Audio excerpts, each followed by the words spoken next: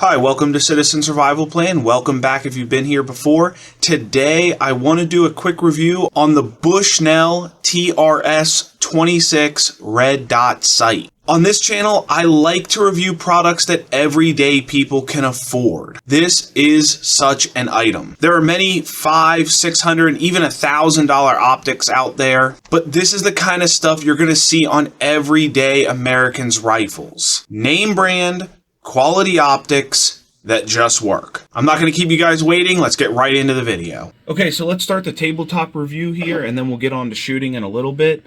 The big reason I looked at this sight and like it is it has a larger window, and I'm going to roll an image over to show you. It's bigger than your traditional red dot sight. Like, it's bigger than a Romeo 5, and I really like that.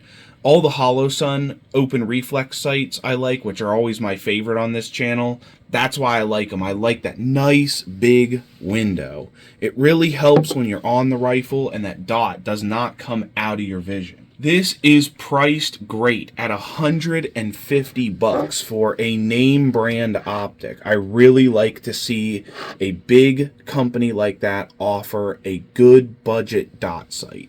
I just want to make a quick note about this is in the box, I did not see a user manual. All it has in there is a pamphlet to tell you not to swallow the batteries. So not helpful at all. I didn't see a manual. It is downloadable on Bushnell's website though. So all of the features and everything are available on the website. Was not in the box. One weird quirk about this sight that I thought was weird when I first got it, and I hope I can capture it on camera, but I thought they put the glass in incorrectly when I got this sight. You can see that it's tilted in there. It is flush here and not there. After downloading the manual online and looking, this is actually on purpose. So if you got this and you see that, it is not broken. That is the way it comes. So just a note, I thought that was weird, but that's the way they did it. This sight is IPX7 water resistant. That means you can submerge it into 1 meter of water, I think for 30 minutes, and it will be okay. Most of us using a red dot sight on our rifles, for the average citizen that's looking into getting a red dot, all we really care about is getting caught in the rain. And that's all I worry about. Can it withstand rain? If I get stuck in the rain with this thing out in the woods, is it going to be damaged? And that answer is a no. It will not. It will be just fine. Bushnell's claimed weight is 5.5 ounces. And with these dot sights, we never know if that means with the mount, with the battery, or what. So let's just measure it and see how much this thing weighs. Let's see if their claims are correct. 5.7. So they're claiming 5.5. It's actually 5.7. No big deal. Still nice and light. This sight offers 50,000 hours of battery life, but it does not have shake awake. If you've watched my dot sights before, you know how much I like shake awake. But with that 50,000 hours of runtime, we can just leave this on and we can just replace the batteries once a year, or if you're really cautious, every 6 months. This has a 12-hour auto shutoff from the website, meaning if you leave this on, the dot will turn off in there after 12 hours. I don't particularly like this, especially if you have that much runtime. And to shut that off, if you hold both the buttons down, you'll see the dot blink, indicating that you are turning the auto shutoff on or off. From what the manual says, if you see 3 slow blinks, that will mean it will not auto shut off. If you hold the 2 buttons and you see 4 faster blinks, that means it will auto shut off after 12 hours.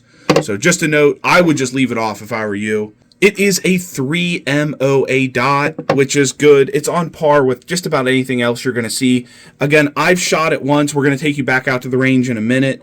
But it looks good. I have no problem. It's simple. It's a dot. You put the dot on the thing and you shoot and it works. Bushnell calls this a high-rise mount, which is kind of weird. It is a lower 1/3 co-witness. What that means is when you have backup iron sights on your gun, this dot will appear above your backup iron sights. It is a higher rise than an absolute co-witness. So just for your information, it's lower 1/3. I don't really know what high rise mount means. So overall construction of it, it feels really good. It feels nice and durable. The only thing I'll say about this against like the Romeo 5 is these caps being up like this. If this thing were to take a hit to like a brick wall or something hard, it probably would indent them and damage them a little bit. So I would give the durability over to the Romeo 5 over this.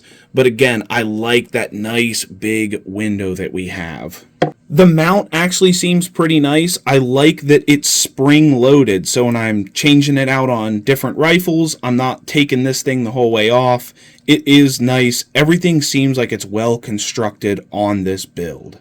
One last note I want to talk about before we go to the range. This does have night vision settings. I tested it with my PVS 14 and looked through it, and the night vision settings actually work really well on this, surprisingly, which is kind of a shame because anybody that can afford night vision probably isn't going to put a $150 sight on their rifle. But I want to mention that Bushnell actually did a really good job on their night vision settings, and it worked very good. Alright guys, we're out here on the range with this Bushnell TRS-26.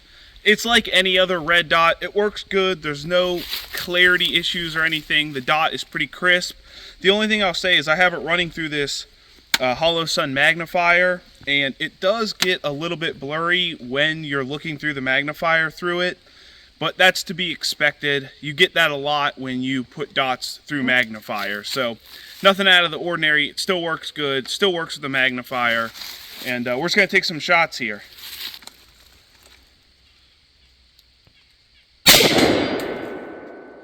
As a silhouette, I'm going to aim for a little plate here. Got it. So, works good. Let's go magnifier. Nice. And there's a gong out there, but it doesn't make much noise. I don't know. I can hear it a little bit.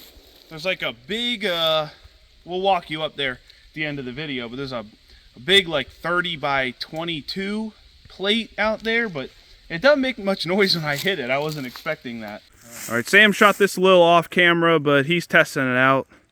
See what he thinks about the dot.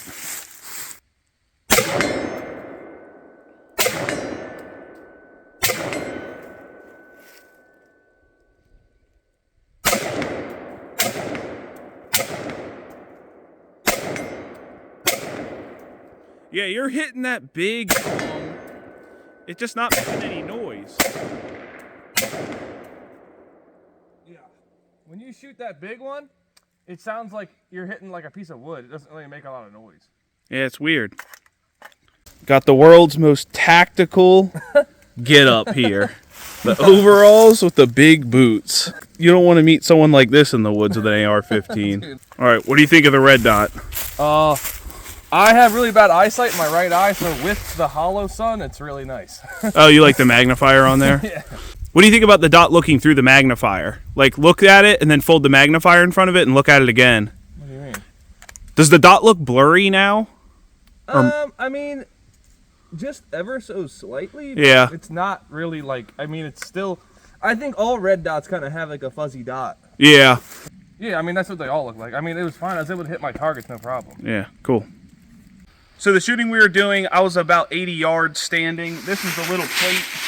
It is just about the size of, a little bigger than my hand, spread out. There's a pair of earphones. So 80 yards standing, hits pretty good. A red dot is going to be about as accurate as you are, so just something to think about. Here's a little silhouette we were shooting. We're using it about 80 yards, so pretty good. Definitely works really well. This is the Bushnell TRS-26 Red Dot, and it's definitely an optic that is priced right and definitely works good.